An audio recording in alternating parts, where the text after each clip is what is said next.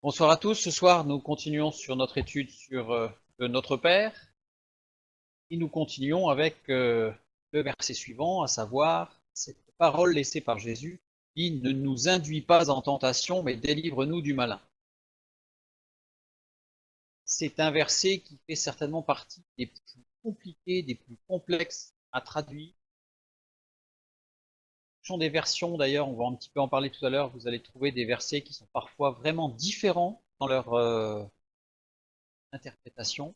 Mais il faut savoir que pendant des siècles, les grammairiens sont pris la tête de verset pour essayer d'être sûr d'une traduction qui soit exacte au niveau grammatical. En fait, si on regarde bien, on va voir, et ce qu'on va voir ce soir, c'est que on va pas faire l'étude grammaticale parce que c'est vraiment fastidieux et pas forcément intéressant. Et on va voir qu'il suffit, comme d'habitude, entre guillemets, comme d'habitude, de prendre le texte dans son contexte, c'est-à-dire dans toute la parole de Dieu. Et là, on va voir que, évidemment, que tout devient très, très clair. Et on va comprendre d'ailleurs pourquoi Saint-Esprit a inspiré chez Matthieu et chez Luc un verset aussi complexe, sa formulation. C'est pas du tout parce qu'il y a quelque chose de bizarre ou que même l'idée même qui doit en ressortir est compliquée, flou, au contraire, mais on va voir qu'il y a une raison toute particulière. Donc commençons. Nous allons lire le texte dans Matthieu puis dans Luc. Donc dans Matthieu, voici donc Jésus qui parle, voici donc comment vous devez prier. Notre Père qui es aux cieux, que ton nom soit sanctifié, que ton règne vienne, que ta volonté soit faite sur la terre comme au ciel. Donne-nous aujourd'hui notre pain quotidien. Pardonne-nous nos offenses, comme nous aussi nous pardonnons à ceux qui nous ont offensés.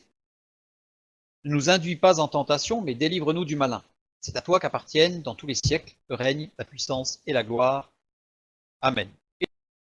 Et dans l'évangile de Luc, il leur dit, quand vous priez, dites, Père, que ton nom soit sanctifié, que ton règne vienne. Donne-nous chaque jour notre pain quotidien, pardonne-nous nos péchés, car nous aussi nous pardonnons à quiconque nous offense, et ne nous induis pas en tentation. On voit déjà que dans notre étude de ce soir, il y a une différence, Matthieu et Luc. Savoir que ce qu'ils ont en commun est exactement pareil, donc là il n'y a pas de complémentarité de compréhension, c'est vraiment la même chose. Par contre, Matthieu donne un petit détail en plus, mais délivre-nous du malin. Ça, pour l'interprétation, la première lecture, je dirais simple, voire simpliste, c'est que Dieu pourrait nous faire entrer en possibilité, d'après ce texte, que Dieu nous amène à être tentés. Mais cette interprétation, cette lecture, pose de sérieuses questions. Pourquoi Dieu, qui au début du Notre Père est Abba Père, on l'a vu, dans la traduction littérale, c'est pas Abba, et ici c'est Pater, mais ça reprend l'apôtre Paul à l'Épître aux Romains. Abba Père, on va en parler tout à l'heure, pourquoi est-ce qu'il nous induirait en tentation? Pourquoi est-ce qu'un père aimant amènerait ses enfants à être tentés? Quelque chose de mesquin. Ne serait-ce pas un peu cynique de sa part? Ça laisse un goût un peu amer quand on a un père qui amour, il amène ses propres enfants à être tentés, c'est un peu cynique. Et alors, comment comprendre Jacques, chapitre 1, verset 13, quand il dit que personne, lorsqu'il est tenté, ne dise c'est Dieu qui me tente, car Dieu ne peut être tenté par le mal et il ne tente lui-même personne. Comme je vous disais en introduction que ce texte est à traduire, pour deux raisons. Ce texte-là, justement, et un autre texte que peut-être nous étudions ensemble dans l'Épître aux Romains, par rapport au salut par la foi ou au salut par la foi et par les œuvres, considérait Luther qu'il y avait une opposition entre l'Épître de Jacques et l'Évangile sur Matthieu et Luc et l'Épître aux Romains de Paul. Donc Luther voulait supprimer l'Épître de Jacques, canon de la Bible, en considérant que Jacques n'était pas canonique, n'était pas inspiré, ou que à la limite ça pouvait être écrit une épître de paille, c'est-à-dire ça sert à rien. Non, c'est pas tout le cas. Comme on a vu, comme en introduction, ce passage fait partie des passages très importants par rapport à la parole de Dieu. Voilà, point d'interrogation. Comment comprendre ce... Dans le Notre Père, Dieu est le Père qui est proche. Pourquoi? Parce que le mot Père On rappelle Romains 8, où il est employé le mot de Abba, Père. Abba, c'est un terme araméen et non hébreu littéraire. Ça veut dire quoi? Ça veut dire que l'araméen, c'est la langue de tous les jours. L'hébreu littéraire, c'est la langue religieuse. Donc Dieu n'est pas présenté comme un Dieu religieux, lointain, qui aurait pu être terre, rigide, dur, intouchable, inapprochable. Pas du tout. Le terme employé, c'est Abba, qui est un terme araméen, qui signifie qu'au contraire, c'est un mot de la langue de tous les jours. C'est là un mot que les enfants utilisent pour leur père. Avec beaucoup de respect, certes, et c'est quelque chose de proche. Donc, Dieu se présente comme un père qui est proche de ses enfants. Est-il sadique? Évidemment, si je pose la question comme ça choque. L'association de Dieu et sadique, ça choque. Mais la lecture telle que nous l'avons lue pose un problème. Dieu aime-t-il voir ses enfants en difficulté? S'il les amène dans la tentation, ne viendrait pas à l'idée, à nous, parents ou professeurs, instituteurs, le professeur ne cherche pas à mettre ses élèves en difficulté, il cherche à vérifier à qui ils sont là, il ne va pas s'amuser à créer une tentation pour que l'élève tombe, l'enfant tombe si c'est un parent. Beaucoup de choses ont été dites, versets, j'ai dit en introduction, pendant des siècles, pour faire coïncider cette prière avec le Nouveau Testament. Dieu est amour, protège ses enfants, la chute, etc. Donc il y a eu beaucoup de choses, de pirouettes qui ont été faites. Donc il y a des choses qui sont très belles, qui ont été écrites, très intéressantes, très riches, et puis il y a des choses qui sont moins belles. On ne va pas rentrer en détail jusqu'à. On va essayer de regarder ce qui est écrit dans la parole. Il faut reconnaître que la construction de la phrase est assez complexe, et assez complexe d'un euphémisme, parce qu'elle est très complexe. Très, très complexe. Alors, parenthèse, quand on voit qu'il y a de belles choses qui ont été moins belles, en général, les belles choses écrites s'appuient beaucoup plus sur la parole de Dieu, sur la philosophie, le raisonnement,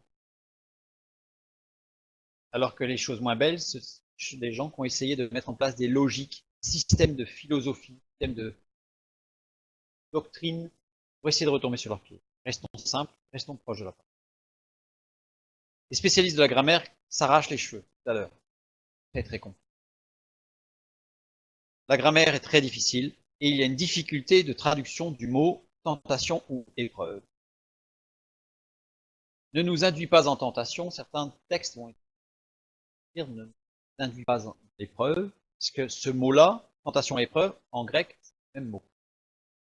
Il n'y a pas de différence entre tentation et épreuve. Le sachant, je vous invite à relire certains passages où il est parlé des épreuves, et après l'étude, vous verrez que votre lecture sera totalement différente. Non seulement en grec, même mot, mais en hébreu aussi. Ça veut dire qu'on ne peut pas, comme on le fait régulièrement, s'appuyer sur des textes de l'Ancien Testament en se disant, bon voilà, un texte de l'Ancien Testament qui reprend, enfin, l'image du Nouveau Testament, et là on va voir le terme qui est employé, qui permet de mieux comprendre. Là on a la même difficulté dans les deux textes. C'est-à-dire que le mot épreuve ou le mot tentation sont les mêmes en grec, et on rajoute à la difficulté de comprendre. Mais c'est intentionnel, hein, bien entendu, dans la parole de Dieu, que ces deux mots soient confondus. Reprenons notre verset. Ne nous induis pas en tentation, mais délivre-nous du malin.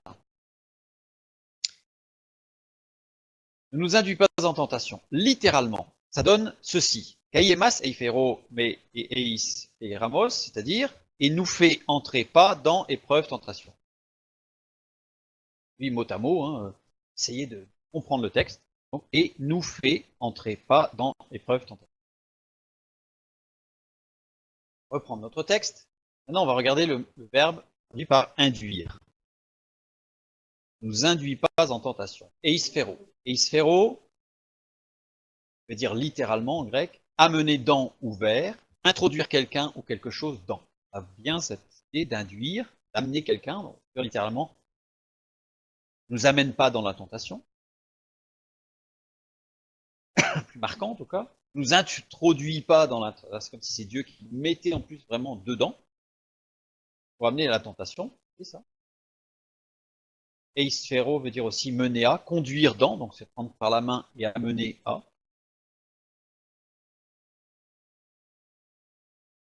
Bien avec la traduction, mais ça nous change un peu. Et parfois traduit par entrer dans. On a certaines traductions bibliques qui ne nous fait pas entrer en tentation, nous amène et qui nous fait rentrer dedans. En français, ça n'a pas de connotation positive. En grec, ça n'a ni connotation positive ni négative. Vraiment, et le texte, il veut dire faire entrer dans une maison, faire entrer en prison, faire entrer sur un stade pour un sport. Voilà, faire rentrer quelque part. Ce verbe est employé dans plusieurs textes, et on va en regarder quelques-uns, et de comprendre, et c'est là on va commencer à comprendre grâce au texte de la parole de Dieu, qui est elle-même. Luc, chapitre 5, verset 18, lisons. Et voici des gens, portant sur un lit un homme qui était paralytique, cherchaient à le faire entrer et à le placer sous. Là, on a eisphero. On voit bien cette notion, faire entrer, de pénétrer quelque chose ou quelqu'un à l'intérieur de quelque chose, d'un lieu géographique. 1 Timothée 6, 7. Il y a d'autres passages, hein. Pas que ces trois-là, on va en prendre trois, mais c'est pour montrer différents cas pour mieux comprendre. Timothée 6, 7. Car nous n'avons rien apporté dans le monde, et il est évident que nous n'en pouvons rien emporter. Rien fait rentrer dans le monde, et on partira de cette terre pour rejoindre le Père Céleste, nous n'amènerons rien avec nous de ce monde. Et dans Hébreux 13, les corps des animaux dont le sang est porté dans le sanctuaire par le souverain sacrificateur pour le péché sont brûlés hors du corps. Là encore, ce sang qui est apporté dans le sanctuaire, on a vraiment cette notion. Très important, ce texte. Donc on a deux sens possibles pour traduire cette phrase. Cette phrase, c'est Matthieu 6,13. Ne nous induit pas en tentation. Soit ne nous fait pas entrer dans l'épreuve ou tentation, parce qu'on a vu que le mot était le même, fait pas entrer dans l'épreuve. Une autre traduction possible fait que nous n'entrions pas dans l'épreuve tentation. Là, on a une notion qui est un peu différente. Dans le premier cas, Dieu apparaît comme pervers. En fait, vous serez allé à la tentation. Imagine qu'on essaye de freiner, mais c'est lui qui pousse. Ça va pas. Dieu apparaîtrait là comme pervers, sadique, pousserait à l'épreuve, chercherait à nous faire entrer dans la tentation, cible, et il faudrait le supplier de ne pas nous faire entrer. Là qu'on voit qu'il est pervers. En fait, Jésus nous dirait demandez au Père de ne pas vous faire entrer, alors on le supplie, sachant que c'est lui qui nous fait rentrer, c'est pas bon. Or, justement, comme on a lu tout à l'heure, l'épître de Jacques, elle est claire, que personne, lorsqu'il est tenté, ne dise c'est Dieu qui me tente. Dieu ne peut être tenté par le mal, et il ne tente même personne. La chose est claire. Donc on voit que cette compréhension du texte n'est pas possible. Maintenant, si je prends la deuxième traduction possible, à la lumière des différents textes de la parole de Dieu qui utilisent ce verbe, eisphero, fait que nous n'entrions pas dans l'épreuve ou dans la tentation, l'épreuve survient, et Dieu, en tant que souverain, en tant que maître de toute chose, la laisse arriver. On comprend mieux ce texte. Dieu est présenté ici comme le recours, le refuge. C'est-à-dire que voilà, l'épreuve survient, et là on implore le maître en disant ne laisse pas ça arriver, aide-moi. C'est mon refuge. Dieu est la seule aide possible pour que nous n'entrions pas dans la tentation alors que tout nous y pousse. Voilà, donc on n'est pas rentré dans la grammaire vraiment profonde et dure, mais on voit bien qu'à la lumière des autres textes de la parole de Dieu qui emploient ce verbe, et là j'en ai pris trois, mais vous pouvez vous amuser, prendre le temps nécessaire pour regarder les autres textes, plusieurs, ce verbe, et vous verrez qu'on a toujours cette compréhension, comme là le paralytique, c'est pas lui qui est rentré, on l'a fait rentrer. Donc, fait que nous n'entrions pas dans l'épreuve tentation, donc on a cette notion où c'est pas Dieu qui nous pousse, mais il y a des éléments extérieurs qui font qu'on est amené à rentrer. Dans le livre de Job, ce n'est pas Dieu qui crée l'épreuve,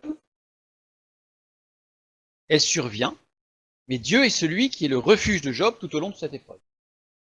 On voit que Job souffre terriblement, sur niveau, et le texte montre clairement que ce n'est pas Dieu qui a amené Job dans l'épreuve, Il a permis.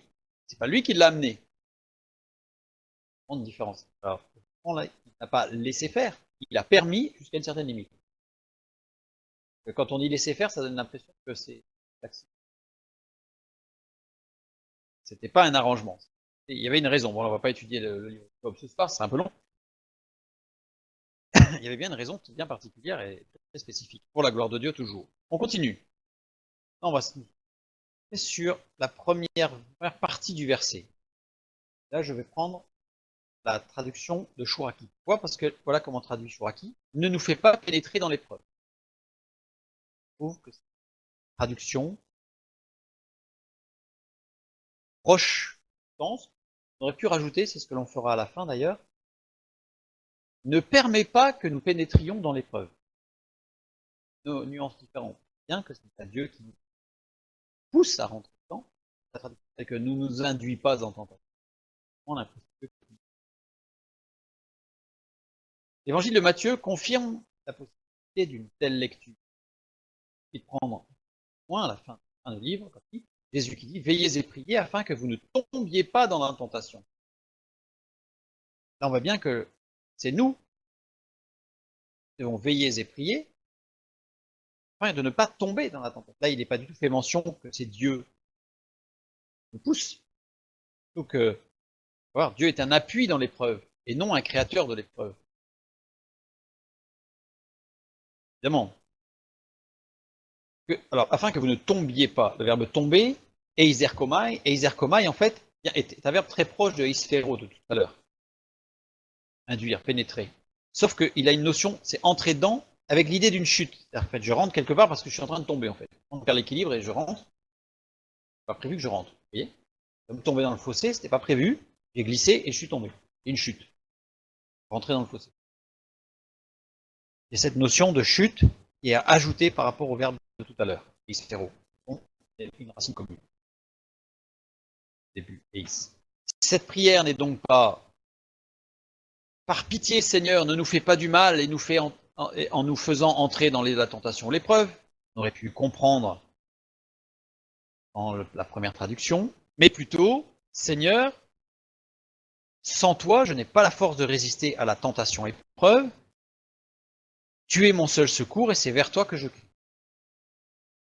Les choses deviennent beaucoup plus claires et moins ambiguës.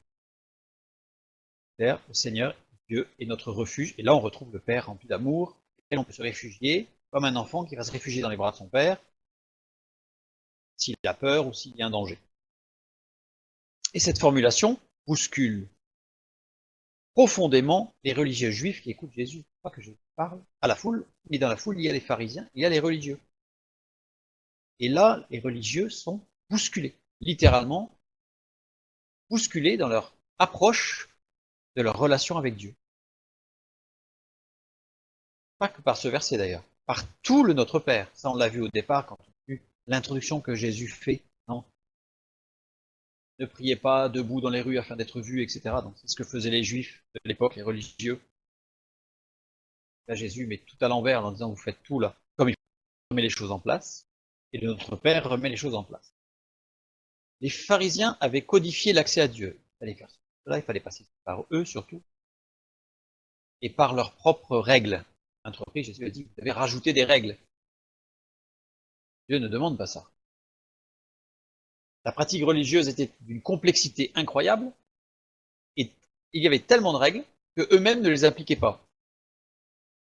C'est vraiment facile d'établir un règlement, pour d'autres, vous devez l'appliquer, pas moi. C'était le principe des pharisiens. Le principe des pharisiens. Jésus, lui, quand il dit priez Abba. Or, nous avons vu que Abba, le Dieu proche, donc il n'y a pas toute une sorte de barrière liturgique. Jésus, là, dans les premiers mots de la prière, il a tout fait tomber. Et il leur dit, Dieu, c'est votre Père. Abba, c'est même pas un Père religieux, liturgique, intellectuel, ultra spirituel. Dieu qui est proche de vous, Abba. En toute simplicité, Dieu se laisse trouver. Et il dira plus tard même, par les enfants, laissez venir les enfants, les petits-enfants. Pas les enfants, les petits-enfants. Genre le terme qui est employé par petits-enfants, d'ailleurs, en grec, ça montre bien que ce sont vraiment les petits-enfants. Pas des jeunes ou des moins jeunes. vraiment les tout petits. Et même le royaume de Dieu est pour ceux qui leur ressemblent.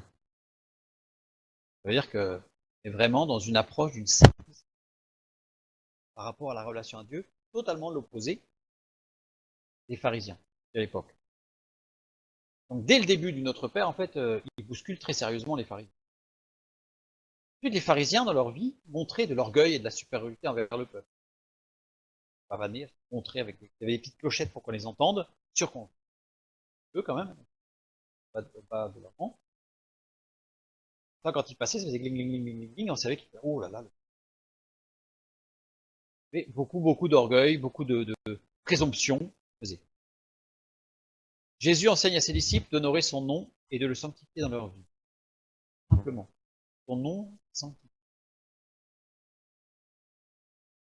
Quelque chose de vraiment personnel, c'est pas dans des grandes frasques, c'est très simple. Les pharisiens attendaient un règne messianique politique où le Messie écraserait les Romains. Donc c'était un Messie guerrier, économique, victorieux, puissant, dans la force et la puissance. Qu'est-ce que Jésus a enseigné? Que ton règne vienne. Ton règne vienne dans ma vie. C'est vraiment l'opposé. Hein. Là, il a tout bouclé. Là, on retrouve presque le Jésus avec les marchands du temple. Hein. Là, il a tout renversé. Que ton règne vienne, que le spirituel, par Jésus-Christ et son œuvre, vienne afin que ce ne soit plus les sens qui gouvernent nos vies. Donc, on est vraiment quelque chose d'intérieur. Les pharisiens dictaient les comportements qu'il fallait avoir par des règles énoncées tout à l'heure. Jésus enseigne que ta volonté soit faite sur la terre comme au ciel. Il n'y a pas de règle, la volonté, ça voulait dire. On va y revenir tout à l'heure d'ailleurs. Les pharisiens ne s'inquiétaient que du pain d'aujourd'hui, c'est-à-dire la matérialité nécessaire. Ça fait pour eux, ce qu'il fallait, c'était avoir de l'argent, subvenir aux besoins, c'était ça l'essentiel. Le présent. Jésus enseigne, donne-nous notre pain de vie pour atteindre la victoire. Donne-nous notre pain, aujourd'hui notre pain quotidien.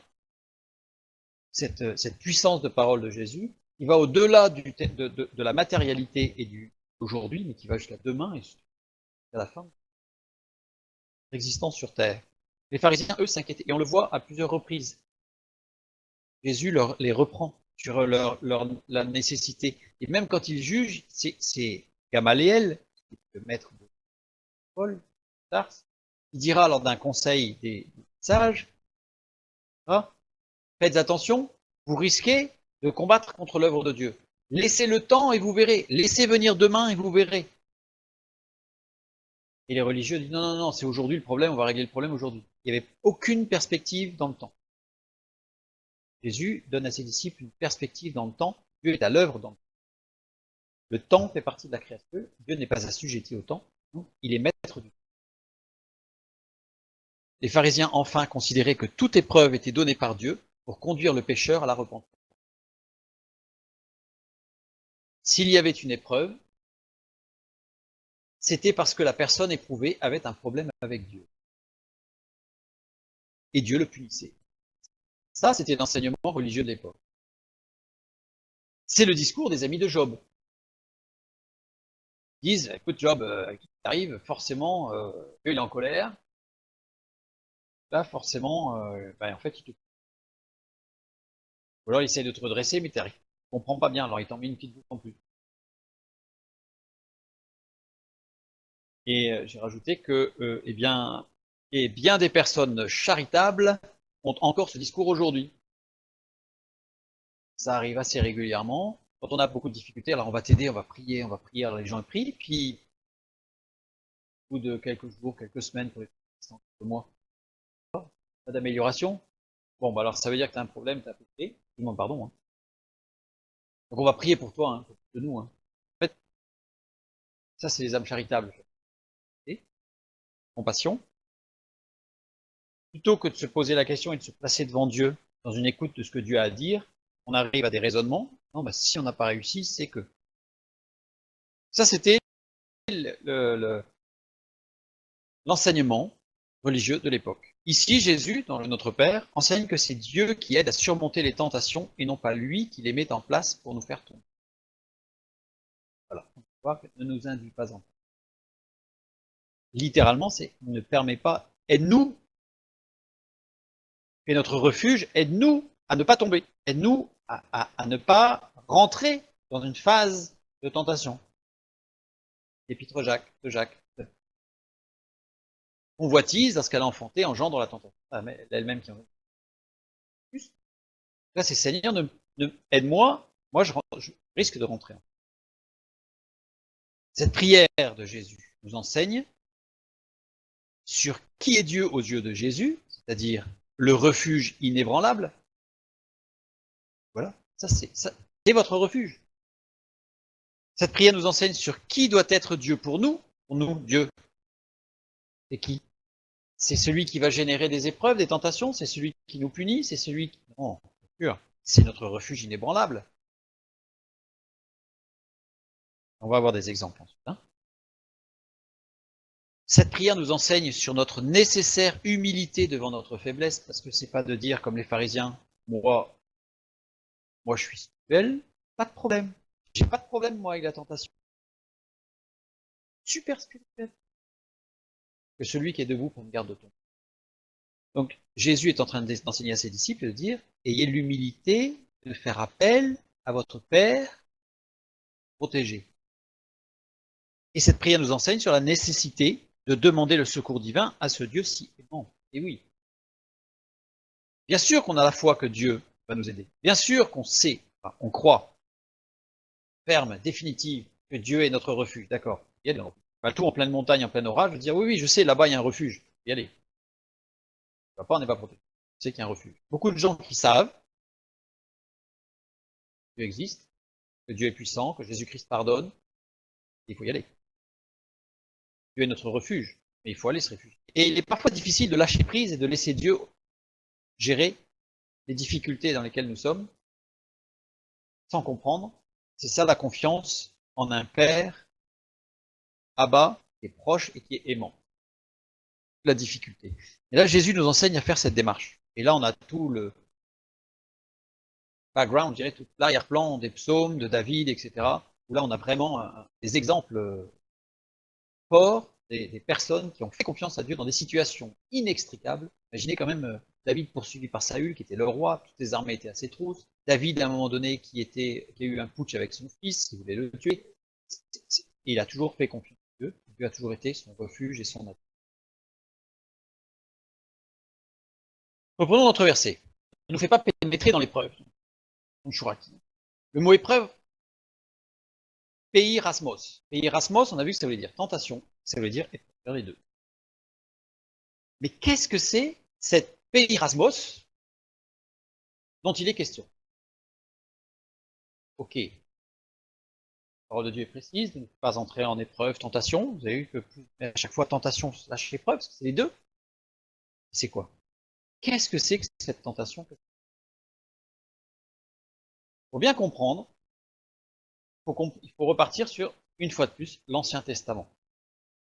Puisque on ne cesse de le voir, de le dire et de le voir et de le constater, le Nouveau Testament est éclairé par l'Ancien, lequel ne se comprend qu'à la lumière du Nouveau. Ils sont vraiment complémentaires. Donc le peuple d'Israël dans le désert. Ce peuple vit de nombreuses épreuves, nations, qui font partie de son voyage jusqu'à la terre promise. Il y en a énormément, on ne va pas toutes les lister, mais en tout cas, on va en lister quelques-unes. De même, les pays Rasmos, les épreuves, tentations, épreuves, font partie intégrante de notre voyage sur distance. Une personne qui pourrait dire, pas possible.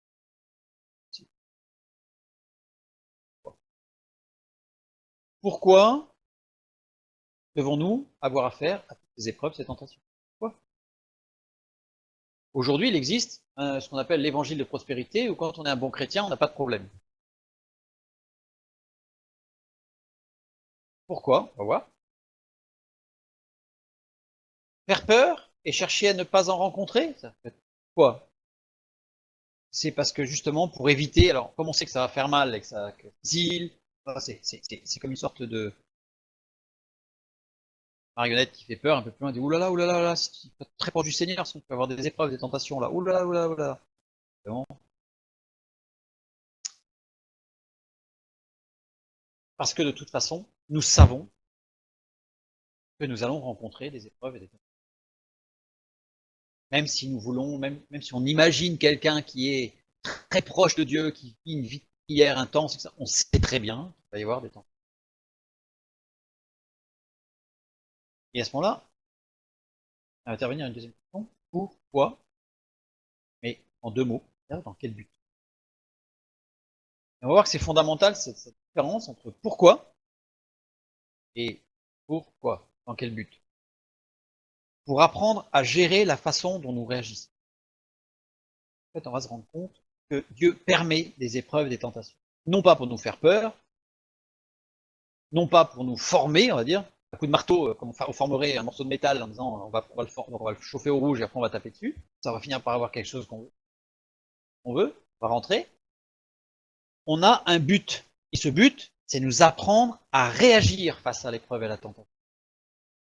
À réagir, pas à subir, pas à se durcir en disant ah, allez, c'est bon, je vais prendre je vais attendre que ça passe, je vais faire les dents, une fois que c'est passé, c'est bon. Merci Seigneur, tu m'as donné la force de subir, c'est formidable. Non. Dieu veut nous apprendre à réagir. On va le voir. Exode chapitre 16, un exemple, de l'Ancien Testament. Le peuple a faim. Dieu donne le pain du ciel, la manne. Ici. On lit le Exode chapitre 16, on voit que le peuple commence un peu à râler. Hop, le pain. Facile la vie spirituelle. Exode chapitre 17, juste après. Le peuple a soif. Là, on peut se dire, bah, oh, elle est toute prête là, hop, tourne pour tout le monde. Non? Le peuple a soif. Et le peuple se pose une question. Et la question, c'est, le peuple était là, pressé par la soif, et murmurait contre Moïse. Il disait, pourquoi nous as-tu fait monter hors d'Égypte pour me faire mourir de soif avec mes enfants et mes troupes? Pourquoi? Ils ne cherchaient plus le but, ils avaient perdu. Dieu leur avait dit que le but de la sortie, c'était d'aller vers la terre promise. Et là, le peuple ne pose pas la question, parce qu'en hébreu, il y a vraiment une différence de vocable. Dans quel but tu m'as fait sortir? Et là, c'est pourquoi. Là, ils ont perdu. Ils ont perdu ce but. Dieu, il y avait deux choix qui s'offrent, deux choix possibles pour le peuple. Deux réactions possibles à cette tentation épreuve. Ils étaient contre Moïse, c'est-à-dire indirectement contre Dieu, et à Dieu directement, c'est un peu fort. Donc, on va s'attaquer à Dieu directement, on va s'attaquer à ce qui représente Dieu, c'est-à-dire Moïse. Là, on s'attaquer à la parole de Dieu, qui vont le jeter. À Dieu directement, quand même, il y a certains ont un peu la crainte. Donc, quand on est contre Moïse, Dieu est alors vu comme celui qui cherche le malheur pour ce peuple. Oui. Ou alors, on fait comme Moïse. Qu'est-ce qu'il fait, Moïse? Il crie à Dieu et son refuge. On voit les deux attitudes. Puisque Moïse, le verset suivant où le peuple pose cette question, pourquoi? Moïse cria à l'Éternel en disant, que ferais-je à ce peuple? Encore un peu, ils me lapideront. Mais il se tourne vers Dieu. Parce que la situation est franchement critique. Parce qu'il est tout seul face à 1 million de personnes. Là, on peut dire que, comme dit David, une armée s'est levée contre moi, je ne craindrai rien parce que l'Éternel, comme Élisée qui était face à l'armée et qui a dit, demandé à l'Éternel d'ouvrir les yeux de Géasi parce qu'il ne voyait pas la protection de l'Éternel, mais quand on est seul face à l'armée, on se dit, oulala, je vais jamais m'en sortir. Moïse, lui, il va vers Dieu. Pour Moïse, l'épreuve mène à un resserrement des liens avec Dieu et à une confiance accrue. Pour le peuple, c'était la critique. Pour me faire mourir de soif, comme si Dieu, il leur a fait traverser la mer Rouge, il leur a fait échapper aux Égyptiens, comme si Dieu allait les faire mourir de soif. C'est incohérent. Mais voilà. Deux réactions possibles face à la tentation épreuve. Et là, on comprend bien le mot épreuve, que ce soit le même mot tentation épreuve, parce qu'en réalité, c'était une épreuve, la soif. Ça s'est transformé en tentation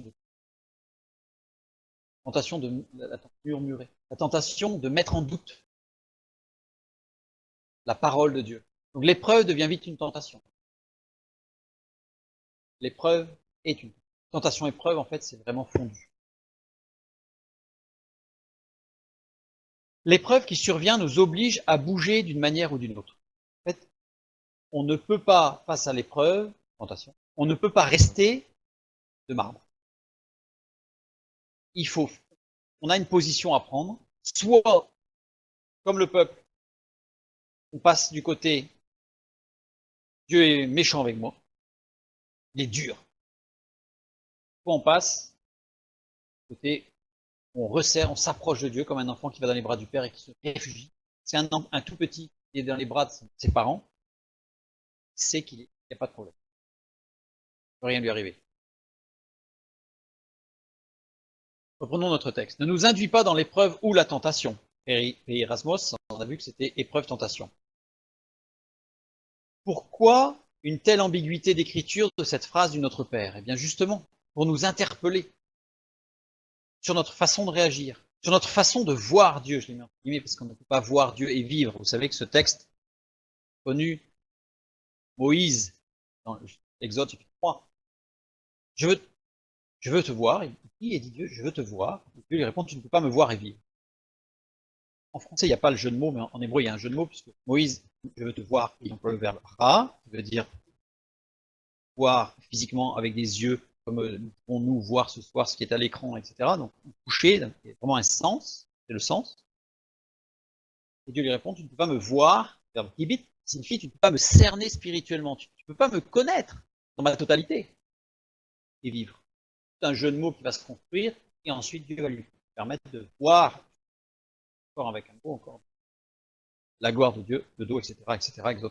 Donc là, notre façon de voir Dieu, notre façon de connaître Dieu, comment on le voit Dieu? On cherche à voir sensationnel, sensationnel il y a le sens, d'accord? Voir du sensationnel, ou est-ce qu'on cherche à connaître Dieu? Notre texte, lui, justement, au travers de ce verbe eisphéro, ne nous fait pas entrer dans l'épreuve tentation, ou fait que nous n'entrions pas dans l'épreuve tentation. On a un choix, face à l'épreuve tentation, on a une position à prendre, laquelle on va prendre. Et ensuite, on a, pardon, épreuve ou tentation, c'est tentation ou épreuve. Donc, face à une situation, on la considère comment? Tentation? Une tentation de critiquer, de murmurer? Ou c'est juste une épreuve qui nous permet de nous réfugier dans les bras du Père? De nous rapprocher. Je dirais même pas de nous faire grandir, de nous rapprocher de Dieu. Je dirais même pas de faire grandir, rapprocher de Dieu. La prière de Jésus dans le Notre Père nous encourage à tourner nos regards vers Dieu. Dieu, notre refuge indéfectible. Ce n'est pas possible, c'est contre la nature de Dieu que d'abandonner l'un de ses. C'est contre sa nature, ce n'est pas possible. Comme le film, c'est tourné. Quand on regarde bien, il s'est toujours tourné. Sauf rapport à l'eau où il a frappé. Dieu s'est mis, et c'est ça, que tu as été profondément atteint, parce que c'était prophétique par rapport à l'œuvre de Christ, et le fait qu'il frappe 2 fois le rocher a impliqué à Jésus une souffrance supplémentaire puisqu'il a été flagellé 2 fois. Il a été flagellé 2 fois à cause de ça. Parce que la prophétie, de fait, a été réalisée. Il a été flagellé avant, passé devant le peuple, et après. Lire les évangiles pour voir la. Maintenant, prenons notre verset en entier. Ne nous induis pas en tentation, mais délivre-nous du malin. Donc, on a vu que tentation épreuve, c'est peirasmos. Peirasmos concerne en grec les circonstances de la vie, tentations, épreuves qui peuvent survenir dans les circonstances de la vie. Donc là, nous avons des parents, c'est pas plus âgés que nous, donc dans l'ordre normal des choses, les parents vont nous quitter avant nous, donc ça c'est une souffrance, qui dans l'ordre normal des choses arrive. Ça peut être aussi une agression d'adversaire. Dans le texte de Job, la source de la tentation épreuve est clairement définie. Le texte nous dit clairement, c'est Satan lui-même. Il utilise lui-même, vraiment, comme Ésaü lui-même, vraiment pour insister que c'est Satan lui-même.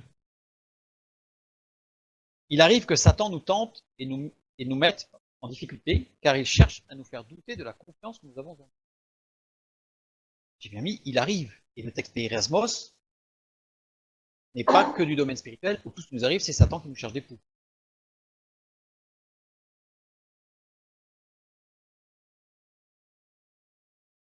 Et c'est pas Satan lui-même, mais c'est Satan qui va pouvoir agir au travers d'un tas de choses. On va voir. On va voir. Pas forcément. On va voir. La tentation, elle réside dans le fait que quelle va être notre position? Une position de murmure, de doute, ou une position au contraire de se rapprocher du Père. Jésus aussi a vécu des tentations et épreuves. Il a été parfaitement tenté, chose, afin que nous puissions nous comprendre et de nous aider. Texte dans l'Épître aux Hébreux. Jésus a été 40 jours dans le désert. Pendant 40 jours dans le désert, Satan va tout faire pour détacher Jésus de Dieu et tout mettre en œuvre. Tout mettre en œuvre, et Satan va essayer d'entamer sa confiance en Dieu. On ne va pas étudier précisément ce qui se passe. Parenthèse, nous avons étudié 2 ans maintenant ce passage, et cette vidéo n'est pas encore en ligne, mais comme elle a été enregistrée, je ne l'ai pas mise en ligne, je vais la mettre en ligne. Je souhaiterais pour cela se référer à cette vidéo qui explique bien ce qui s'est passé sur la tentation. 40 jours dans le désert. Vraiment la parenthèse. Le diable est un lion rugissant, cherchant qui dévorer. Donc, le diable, dès qu'il peut faire s'éloigner de Dieu, l'objectif de Satan n'est pas systématiquement de nous amener à pécher, dans un premier temps. Parce que lui, par contre, il a une vision à long terme. Lui, son objectif, ça va être soit il nous fait pécher, alors on est Dieu, ça. Mais il sait que s'il nous fait pécher de façon brute, presque grotesque, il sait qu'on va être malheureux et qu'on va revenir à Dieu et que Dieu, dans son amour, va nous pardonner. Donc, il le sait, Satan. Donc la chute, c'est pas vraiment ce qu'il recherche. Rappelez-vous ce qu'on a vu quand on a vu ce qui s'est passé dans le jardin d'Éden.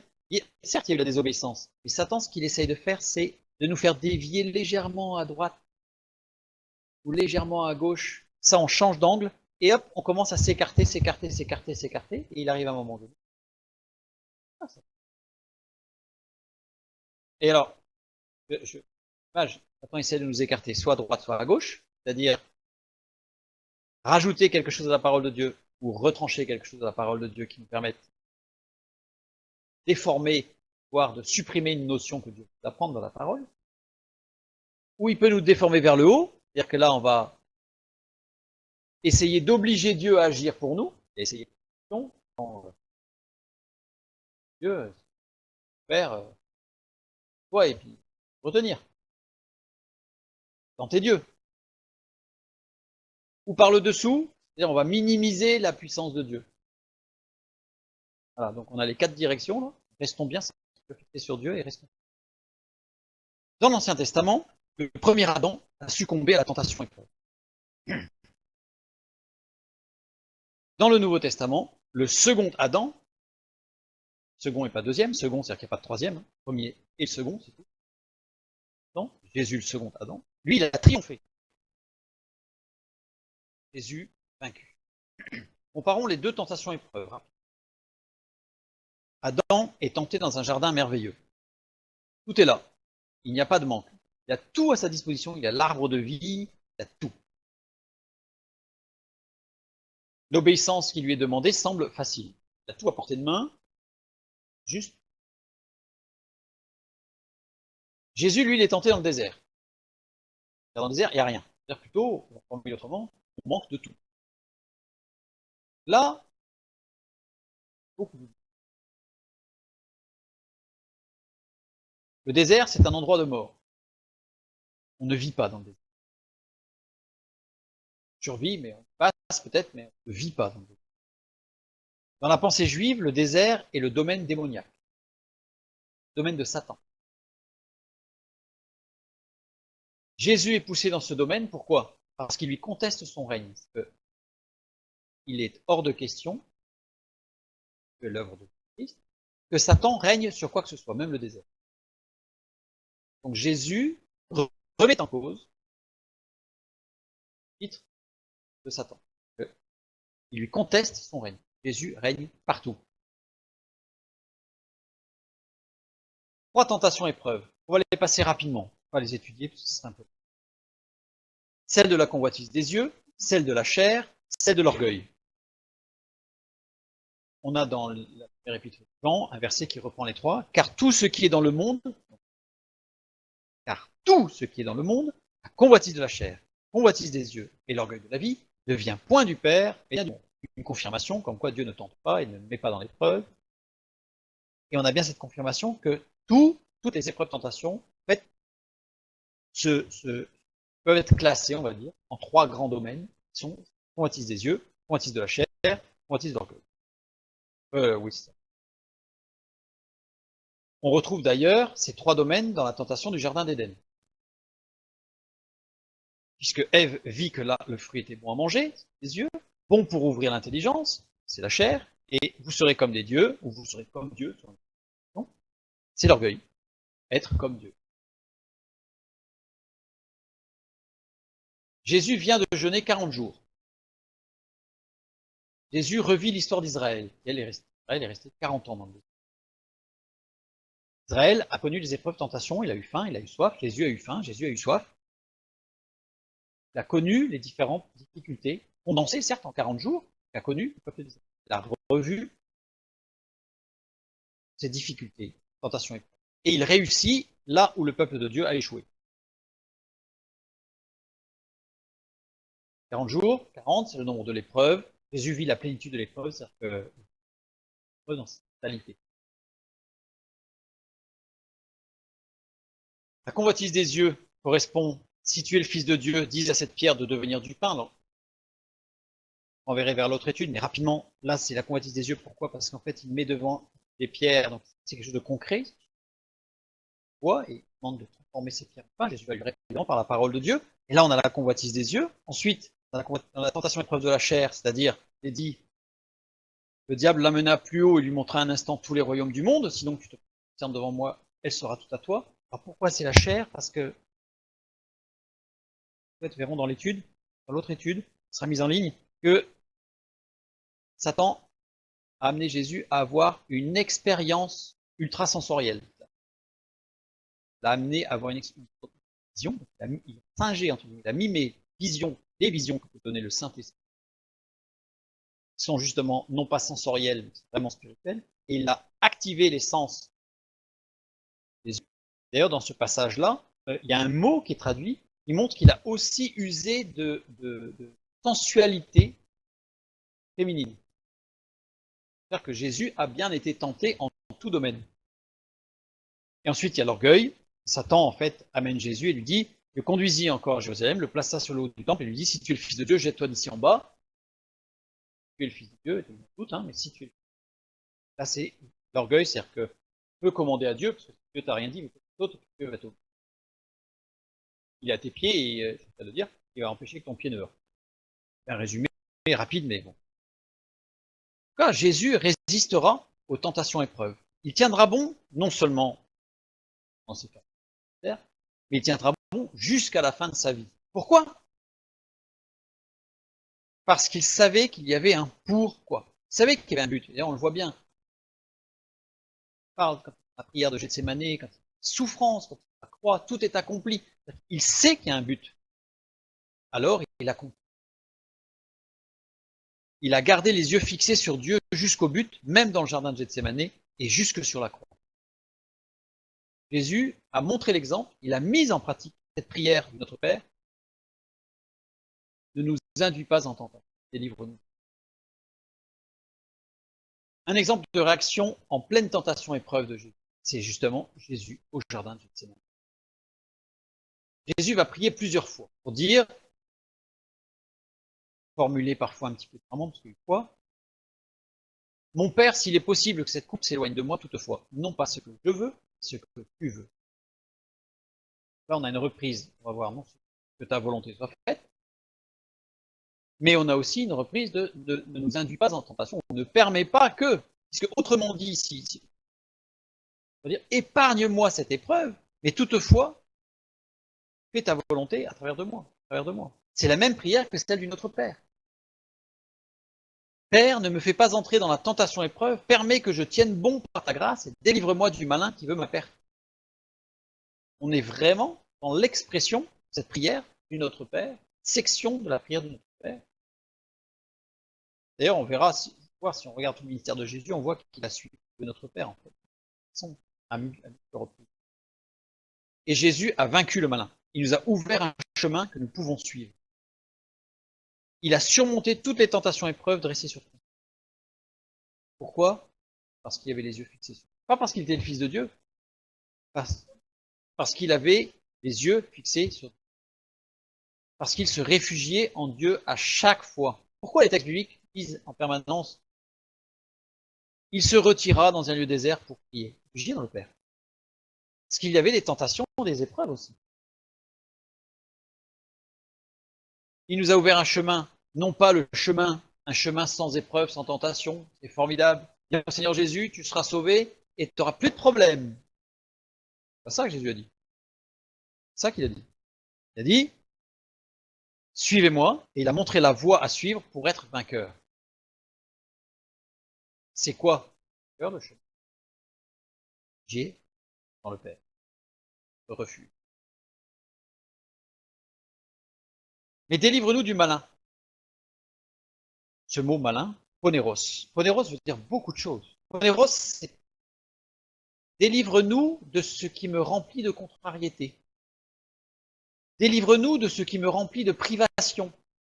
Délivre-nous de ce qui me presse et qui me harasse par le labeur, par le travail, les efforts que je dois fournir. Délivre-nous de ce qui apporte des difficultés et des périls. Et avec une précision, c'est que le mot utilisé là, des difficultés, périls, poneros, ce sont des difficultés et du péril pour ma foi et pour ma constance. Délivre-moi de ce qui me rend inconstant dans ma vie de prière, dans ma vie de foi, dans ma marche avec toi, et qui me cause de la peine. On a cette conscience toujours des difficultés. On n'est pas dans l'inconscience. Poneros, délivre-nous de ce qui me rend morbide. Fort morbide. Délivre-nous de ce qui me rend aveugle, m'empêche de voir. Poneros. Et aussi, mauvais, malin. Délivre-moi du mauvais ou du malin. Je trouve un peu dommage que cette traduction, délivre-nous du malin, je la trouve très restrictive. Parce que là, dans cette prière, Jésus nous ouvre une porte d'expression pour trouver en notre Dieu un refuge dans tous les domaines de notre existence qui peut être en souffrance. Ce qui nous remplit de contrariété, ce qui nous remplit de privation, donc de frustration, ce qui nous presse et qui me harasse, ce qui est difficile pour ma foi, ce qui me rend inconstant, ce qui risque soit de m'assoupir, soit de faire changer de voie, ce qui me cause de la peine, ce qui me rend morbide, des noirs, ce qui me rend aveugle, qui m'empêche de voir ta gloire, de voir ta main agissante, de voir le but peut-être. Dieu nous délivre. Dieu nous délivre. D'ailleurs, le mot délivre ici, je ne l'ai pas mis, mais le mot qui est délivre, c'est un mot qui est rempli de fraîcheur, puisque c'est délivrer qui vient du verbe réo, qui est tout ce qui est fleuve d'eau vive qui coule. Donc, prends-moi dans ton fleuve d'eau vive, me délivrer, me libérer. C'est vraiment une libération. Délivrer, ça donne l'impression de la bataille. C'est vraiment une libération. Les fers tombent, on est libre. Et il nous donne une arme pour ensuite être protégé. Là, je renvoie vers une étude pour aller encore plus loin, parce qu'il nous délivre, certes, mais après, il faut être protégé. Et là, on l'a dans Ephésiens 6. Prenez par-dessus tout cela le bouclier de la foi avec lequel vous pourrez éteindre tous les traits enflammés du malin, poneros. Le bouclier de la foi, c'est ce qui va nous permettre d'éteindre les traits enflammés, ce qui nous touche en plein cœur, nous remplit de contrariété, ce qui nous remplit de privation, ce qui nous harasse, la vie difficile, la vie spirituelle surtout, nous rend morbide, ce qui nous rend aveugle, etc. Dans l'Ancien Testament, voir un petit peu une construction dans hein. Il existe plusieurs formes d'écriture. On a déjà parlé des chiasmes, on a parlé des acrostiches, c'est-à-dire les premières lettres de chaque verset qui veulent dire quelque chose. On a d'autres acrostiches ou d'autres systèmes. Vous prenez par exemple la signification des noms des 10 premiers patriarches de Adam jusqu'à Noé. Et vous avez tout le message de Dieu pour le salut des hommes dans la Genèse de 7. De Adam jusqu'à Noé, vous prenez la signification de chaque mot, vous le mettez l'un derrière l'autre et ça vous fait tout le message de Dieu pour l'humanité. Par exemple, dans la parole de Dieu, il y a énormément de structures littéraires en fait, qui vont beaucoup plus loin que simple lecture que nous pouvons avoir de Genèse 1.1 jusqu'à l'Apocalypse. Il y a des imbrications, des textes qui sont imbriqués les uns dans les autres. Il y a des superpositions, Genèse 32, par exemple. Et il y a des effets miroirs. Dernier, parce que dans le Notre Père, il y a un effet miroir. L'effet miroir, ça veut dire que l'on peut lire le texte droit et à l'envers. Et on a un sens complémentaire. Si je prends le Notre Père, Père qui es aux cieux, que ton nom soit sanctifié, que ton règne vienne, que ta volonté soit faite sur la terre comme au ciel. Donne-nous aujourd'hui notre pain quotidien, pardonne-nous nos péchés comme nous aussi nous pardonnons à ceux qui nous ont et ne nous induis pas en tentation, mais délivre-nous du mal. À toi appartiennent le règne, la puissance et la gloire à jamais. Amen. Dernière partie, on l'étudiera la semaine prochaine. Donc ici, nous avons cette requête parlée. Si on le lit dans un certain sens, on va du Père jusqu'à la victoire sur le malin. Hein, puisqu'on a bien compris tout ce que ça. Donc on a dans cette prière du Notre Père, on est proche du Père, et dès qu'on est proche du Père, on va vers la victoire sur le malin. Si je lis à l'envers, on va de la victoire du malin vers le Père. C'est-à-dire qu'on a tout, la délivrance, la conversion, elle part de là, on va vers le Père, et une fois qu'on est dans la marche avec Dieu, eh bien, on va aller du Père vers la victoire sur le malin. Non seulement Dieu nous arrache le péché, mais il nous donne la possibilité de nous retourner et de ne pas fuir, et de faire face, d'être délivré, libéré du malin. Donc on a vraiment ce jeu et la chute, une chute parce que celui qui est debout prend garde de tomber, une chute peut arriver, un péché qu'on rend compte, qu'on progresse et qu'on se rend compte que quelque chose qu'on faisait jusqu'à présent, finalement, il se tâche, eh bien on remonte vers le Père, et le fait de remonter vers le Père nous donne toute la délivrance complète, ce qui nous tenait liés auparavant, l'apôtre. Jésus nous donne le seul chemin vers la vie. Si je reprends ce texte condensé, un résumé, nous pouvons lire « Ne permets pas ou protège-nous face à la tentation, l'épreuve. Délivre-nous de Satan, qui nous tente, qui nous éprouve, mais délivre-nous aussi de la mauvaise tendance de ma vie qui acquiesce vers le mal. » Avec le mal, ça. On a une tendance. Car depuis la chute d'Adam, le mal est inscrit en nous. Malheureusement. Et là, on le lit bien dans Romains chapitre 7, l'apôtre Paul qui dit « Ce qui est bon, je le sais, n'habite pas en moi. » C'est-à-dire dans ma chair. J'ai la volonté, mais non le pouvoir de faire le bien. Car je ne fais pas le bien que je veux, et je fais le mal que je ne veux pas. Là, c'est la remontée vers le Père. Et le Père redescend vers la délivrance. Délivre-nous. Toute cette partie-là peut se résumer en délivre-moi du mal qui est dans ma vie et qui sert les intérêts de l'adversaire. Là, on a un peu un résumé de toutes les contrariétés, les frustrations, les privations. C'est pas forcément, il y a des choses qui sont pas initiées, Satan, qui ont servir. But de nous éloigner de Dieu.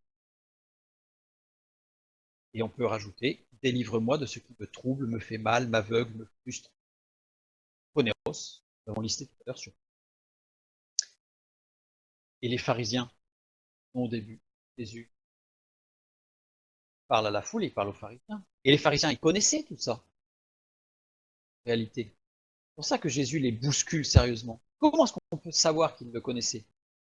Parce que voici, je vais vous donner partie d'une prière qu'on a retrouvée dans les textes de Qumran. Qumran, qui sont les fameux textes faits par un berger, des grottes à Qumran, et qui datent d'avant Jésus-Christ. Ils reprennent des textes anciens. textes anciens de recopie, de copie, textes bibliques. Dans ces textes, dans ces commentaires, voilà, que nous lisons. Une prière à Dieu. Ne permet pas à Satan et à son esprit d'iniquité de dominer sur moi. Ne laisse pas Satan me dominer, ni sa force me contrôler. Ne me laisse pas entrer dans une tentation trop grande, mais permets que je puisse la surmonter. Tout de suite, évidemment, je viens de ce verset de Matthieu 7. Jésus dit, ne croyez pas que je sois venu pour abolir la loi ou les prophètes, je suis venu non pour abolir, mais pour accomplir. C'est pour bien expliquer que Jésus n'a pas fait une reprise d'un texte de Qumran.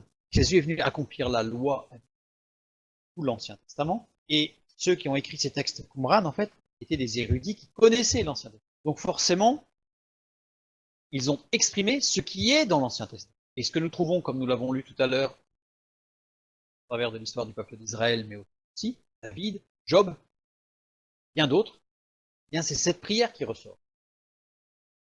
Parce que Dieu est un Dieu d'amour. Dieu est un Dieu d'amour. Soyons fermement attachés à notre Père céleste, notre refuge inébranlable, indéfectible. Imaginez que Dieu puisse, presque un instant, ne pas penser à nous contre la nature de Dieu. Pas possible. Demeurons et que nous puissions dire, notre Père céleste, permets pas que je rentre en épreuve tentation et délivre-moi de tout trouble, viens me troubler. Dieu vous bénisse.